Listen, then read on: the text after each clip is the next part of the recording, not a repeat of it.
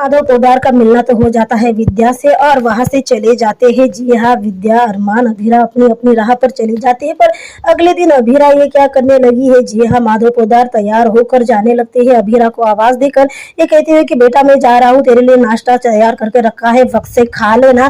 पर जैसे वो दरवाजे के पास आते हैं, दरवाजा लॉक्ड था। जी हाँ, दरवाजा लॉक था क्योंकि अभीरा ने बाहर से दरवाजा जो बंद किया था, क्योंकि विद्या ने उससे वादा जो लिया है और विद्या का वादा अब अभीरा किस हद तक निभा पाएगी ये तो हमें अब पता चलेगा। जी हाँ, क्योंकि माधव पोद्दार तो रुकने से रहे और विद्या मतलब जैसे ही माधव पोद्दार बार बार पूछने लगते हैं कि बाहर से दरवाजा किसने लॉक किया, मुझे पता चलेगा।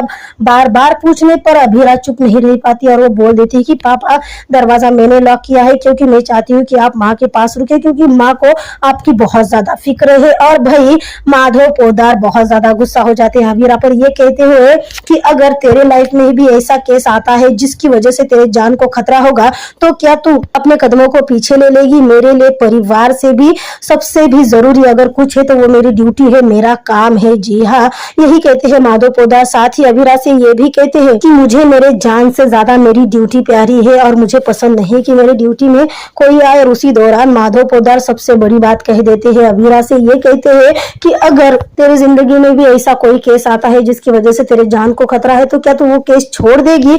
नहीं ना, तू अपने माँ की बहादुर बेटी है तो दरवाजा खोल। और अभीरा के कदम जो मतलब अभीरा ने कदम ले लिए थे माधव पोद्दार को रोकने के लिए, वो पीछे हट जाते हैं और अभीरा दरवाजा अनलॉक कर देती है। जी हाँ, दरवाजा अनलॉक कर देती है। अभीरा अपने पापा के गले से लगते हुए अपने पापा को कहती है कि पापा जल्दी आना, जिस पर माधव पोद्दार कहते हैं कि मैं तुम्हें इतने जल्दी छोड़कर नहीं जाऊंगा, अभी तो बहुत कुछ बाकी है। जी हाँ, और माधव पोद्दार चले जाते हैं। जी हाँ, माधव पोद्दार चले तो जाते हैं पर उन्हें रोकने के लिए विद्या पीछे से आती है, जिसे अभीरा रोकने की कोशिश करती है। पर भाई विद्या अभी तो गुस्सा है अभीरा से, क्योंकि अभीरा नहीं रोक पाई है माधव पोद्दार को। अब विद्या अभीरा को सुनाने लगती है, ये कहते हुए कि तूने वादा किया था और तूने अपना वादा नहीं निभाया है। जिस पर अभीरा कहने लगती है कि मैंने बस इतना कहा था कि मैं कोशिश करूंगी, जिस पर विद्या का कहना साफ था कि अभीरा ने कोशिश ही नहीं की। और विद्या दोबारा से अभीरा को बहुत कुछ सुनाकर वहां से चली जाती है। जी हाँ भाई, विद्या का ये इमोशनल ब्लैकमेलिंग और कहीं ना कहीं विद्या की हरकतें तो मुझे बिल्कुल मासा की तरह नजर आती है। जी हाँ, यानी अपनी अभीरा की